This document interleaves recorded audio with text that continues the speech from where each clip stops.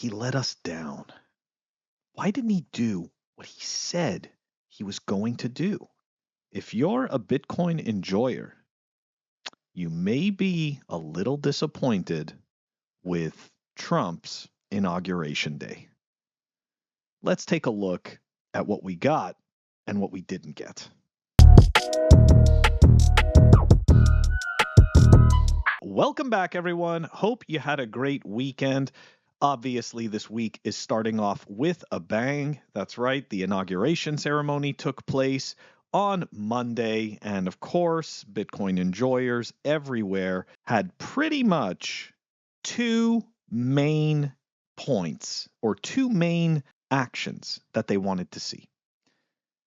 We wanted to see Ross Ulbricht get pardoned and or his sentence commuted on day one.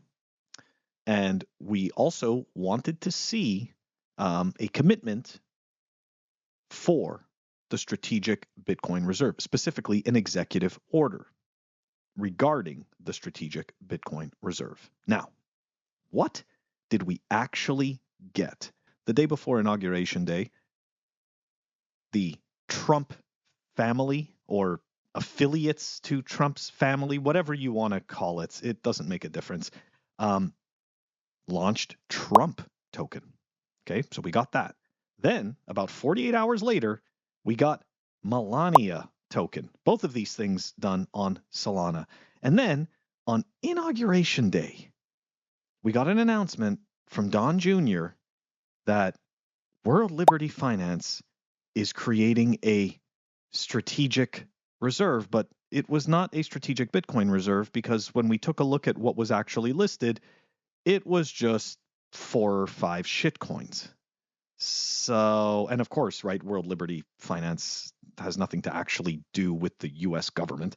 But again, it's just so, I don't know. I just find it bizarre. Some people would even say unprofessional. But if you think that maybe was bad enough, I actually think it got slightly worse. Because essentially what happened was there was another announcement made by World Liberty Finance that in order to mark the 47th president's inauguration, Donald Trump's inauguration, second inauguration, they purchased $47 million of Bitcoin. Now, very interesting because, of course, the higher level Bitcoin influencers and cheerleaders, for whatever reason, just simply took this as fact and ran with it. And even though if you did a little digging, you'd realize that this isn't actually Bitcoin. World Liberty Finance did not actually purchase any Bitcoin at all. It was wrapped Bitcoin. Wrapped Bitcoin is created and owned and controlled by one company, not a group of individuals or anything like that. It's one corporation called BitGo. Okay, and they create it. And this product that they create, own, and control can be on multiple blockchains. So they have it on ETH. They also have wrapped Bitcoin on Tron. Okay, so this is not Bitcoin. And just so you understand how this works, you give them your Bitcoin and then they issue you a shitcoin. Okay, this is no different than any of the shenanigans in the past. Your Bitcoin is not yours anymore. Your Bitcoin is now in the custody of BitGo. And they now have issued you a shitcoin that they control. And for whatever reason, and it was pretty sad, but Michael Saylor retweeted this.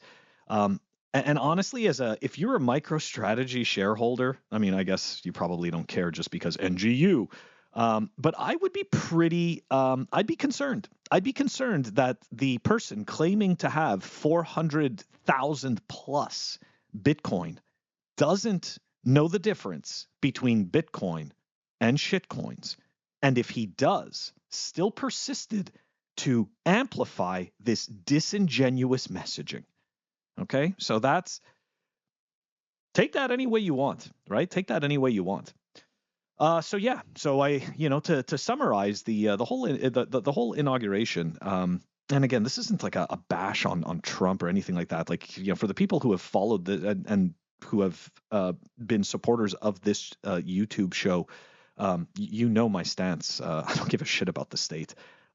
It's an unfortunate series of events that we exist in this type of a system. I think it says much more about our collective weakness, our collective lack of being able to lead ourselves and to have conviction in ourselves as individuals. But anyways, my point being is that yeah, I was so far I'm pretty disappointed, but at the same time I am not surprised. Right now, you'd say, well, Phil, if you knew that you couldn't trust the state, why are you disappointed?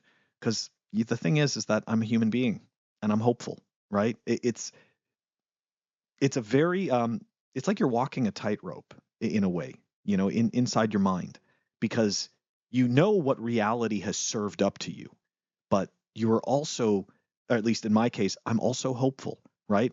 I'm hopeful that a person or people, right, are going to be in these types of situations and say, you know what, we are not going to proliferate this scam. We are not going to do this. We're going to do this. We're going to do this right. And we're going to do what's right, not just for us, but for as many people as possible as a whole. Unfortunately, that isn't what we saw, right? We saw a businessman doing business things for his family, and again, I don't disagree with that, right? To each their own. That this is right. It's his genealogy, right? He wants to ensure that they're going to be wealthy and successful going into the future. It's just I just find it disappointing because there was a big opportunity to actually do um, the right thing. And instead, it was, the easiest thing was opted for.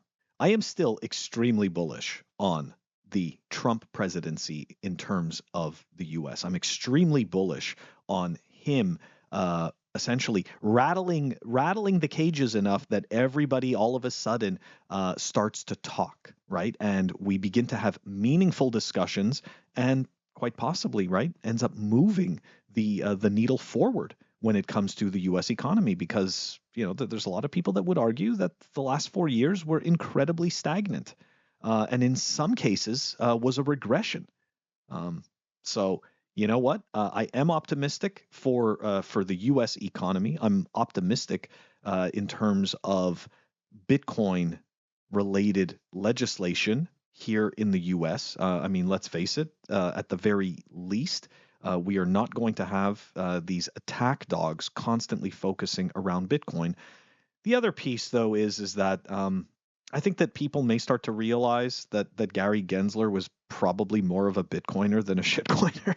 But again, I'm not saying that as if, oh, he should have been our hero. We should put him on our shoulders. Everything he does is great. No, I'm just saying it seems now in hindsight that he was a little bit more of a he was a little bit more on our team than maybe we'd like to think.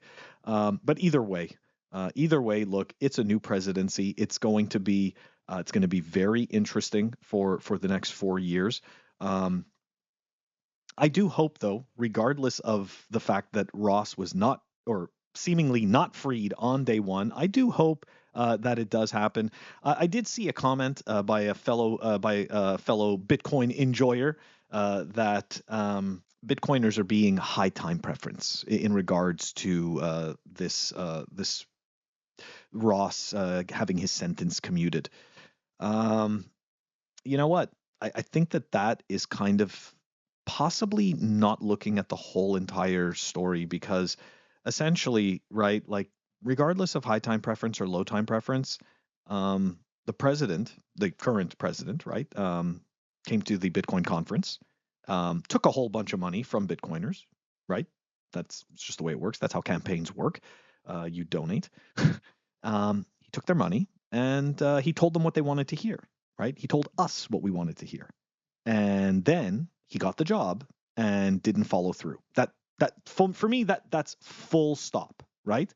Like, I get it that we may get Ross his sentence commuted, in a couple of days from now or something like that, or whatever. That's fine. The point is that he said A. He said he was going to do A, and now it's kind of moving to B or C. right? So it's just it's like I get it. I get that it seems kind of kind of high time preference, but I think it's more of a matter of the principle here, right? This is what it is. Bitcoiners are attempting to hold Donald Trump accountable for his promises. I'm not going to lie. I don't necessarily see Bitcoin enjoyers, right? I don't see us being able to necessarily do that. I don't see how we would hold him accountable. But I do appreciate the effort, right? I appreciate the effort. I'm bullish on the presidency, like I said. I'm bullish on Bitcoin, of course. I'm just disappointed in the constant realization as to why we can't have nice things. Guys, I'll catch you on the next one. Peace.